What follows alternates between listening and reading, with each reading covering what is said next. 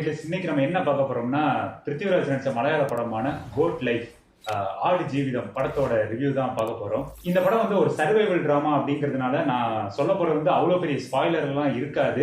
இல்ல எனக்கு வந்து இதுவும் இருக்கக்கூடாது, நான் படம் பார்க்கும்போது எனக்கு வந்து ரொம்ப ஃப்ரெஷ் ஃபீலிங் தான் வேணும் அப்படிங்கிறவங்க வந்து இந்த ரிவ்யூ வந்து தவிர்த்துட்டு அப் ரூட்டா அப்படியே போயிடலாம். ஒரு அவுட்லுக்கா பார்த்தோம்னா தன்னோட வறுமையின் காரணமாக கேரளால இருந்து கல்ஃப் கண்ட்ரிக்கு வேலைக்கு போறாங்க, அதாவது ஒரு கம்பெனிக்கு ஹெல்ப்பரா போறாங்க. அதுக்கப்புறம் என்ன ஆச்சு அப்படிங்கிறது தான் ஆடு ஜீவிதம் இந்த கோட் லைஃப் படத்தோட கதை. இப்ப இன்னும் கொஞ்சம் டீட்டெயிலா பார்த்தோம்னா கேரளால ஒரு சின்ன சின்ன வேலையை பட்டு ரொம்பவும் வறுமையில இருக்கிற நம்ம ஹீரோ பிருத்திவிராஜ் கேரக்டர் பாத்தீங்கன்னா நஜீப்கர் கேரக்டர்ல வராது.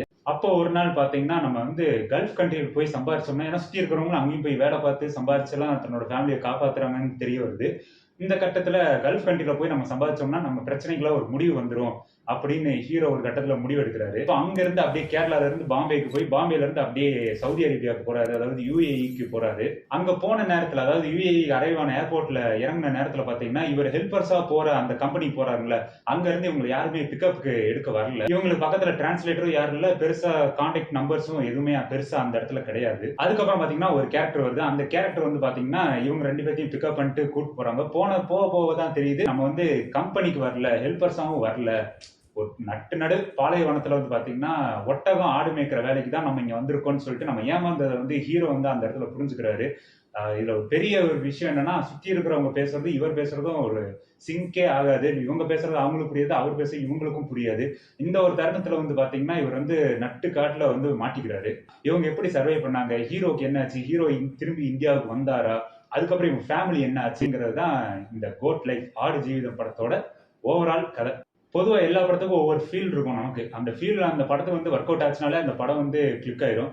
அதே மாதிரி சர்வைவல் டிராமா அப்படிங்கும் போதே நமக்கு வந்து ஒரு ஃபீல் வரணும். எப்படியாவது அந்த கேரக்டர் வந்து தப்பிச்சிடணும், அதுல இருந்து வெளியில வந்துடணும், எப்படியாவது ஒரு உதவி கிடைக்கணும், ஐயோ இவங்கிட்ட மாட்டிடக்கூடாது, அந்த மாதிரி ஒரு ஃபீல் வரணும். அப்படி வந்தா அந்த படம் வந்து சக்சஸ் ஆயிரும். ஸோ அதே மாதிரி தான் இந்த படமும். படம் ஆரம்பிச்ச ரொம்ப கொஞ்ச நேரத்துல வந்து பாத்தீங்கன்னா நமக்கு அந்த ஃபீல் வந்துருது, ஷோ மாட்டிட்டானே அப்படின்னு.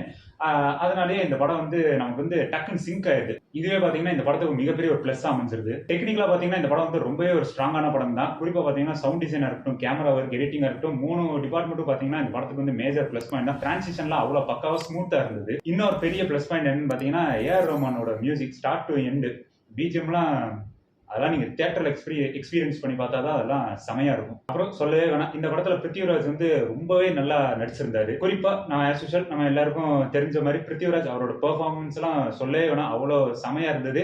குறிப்பா இந்த சூழ்நிலை ஆல்ரெடி மலையாள இண்டஸ்ட்ரியை பத்தி அவ்வளவு டாக்கா இருக்கும்போது, ஸோ இவரை பத்தி இன்னும் நல்ல ஒரு பெர்ஃபார்மர் டாக் வந்து வர்றதுக்கு அதிக வாய்ப்பு இருக்கு, வந்துடும் கன்ஃபார்மா.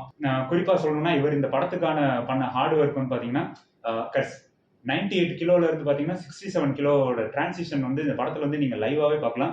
குறிப்பா வந்து பாத்தீங்கன்னா செகண்ட் ஹாஃப்ல இவரோட பெர்ஃபார்மன்ஸ் எல்லாம் ஈடே இல்லை, அந்த அளவுக்கு செம்ம பெர்ஃபார்மன்ஸ்.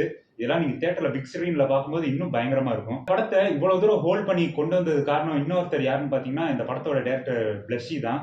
ஆக்சுவலா இந்த படத்தை வந்து ஸ்டார்டிங் இனிஷியல் ஸ்டேஜஸ்ல, அதாவது 2007-8ல வந்து பாத்தீங்கன்னா நம்ம ஆக்டர் சூர்யா அவருக்கு தான் இந்த படம் வந்து இனிஷியல் ஸ்டேஜ்ல வந்திருக்கு. பட் டேட் இஷ்யூ அண்ட் சில காரணங்களால தான் இந்த படம் வந்து டேக் ஆஃப் ஆகாம போயிடுச்சு. அதுக்கப்புறம் தான் பிருத்திவிராஜ் அவரை வந்து புக் பண்ணிருக்காங்க இந்த படத்துக்கு. அவர் வந்து இனிஷியல் ஸ்டேஜ் எடுக்கலைன்னா இந்த படம் நமக்கு கிடைச்சிருக்குமா அப்படின்னு கேட்டீங்கன்னா இல்ல, இன்னும் இந்த படம் வந்து ஒரு புக்கா தான் இருந்திருக்கும் நமக்கு.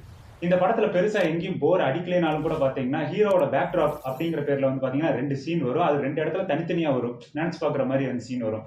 ஸோ பாத்தீங்கன்னா ஃபர்ஸ்ட் நினைச்சு பார்க்குற அந்த சீன்லேயே வந்து பாத்தீங்கன்னா செம எமோஷனல் கனெக்டா அதுவே படத்துக்கு வந்து நல்லா செட் ஆகி உட்காந்துருக்கும். பட் இவங்க செகண்ட்ல வந்து பாத்தீங்கன்னா செகண்ட் சீன்ல வந்து பாத்தீங்கன்னா ஹீரோயினுக்கு வந்து சாங் வைக்கிறேன்னு சொல்லிட்டு ஒன்று வச்சிருக்காங்க. அது வந்து பாத்தீங்கன்னா விஷுவலா நல்லா இருந்தாலும் பாட்டாவே நல்லா இருந்தாலும் அது வந்து அந்த நேரத்துல வந்து பாத்தீங்கன்னா அந்த படத்துக்கு வந்து ஒரு பெரிய ஸ்பீட் பிரேக்கர் தான், விஷுவல் ட்ரீட் தான். ஆனா இருந்தாலும் நல்லா இருக்கு.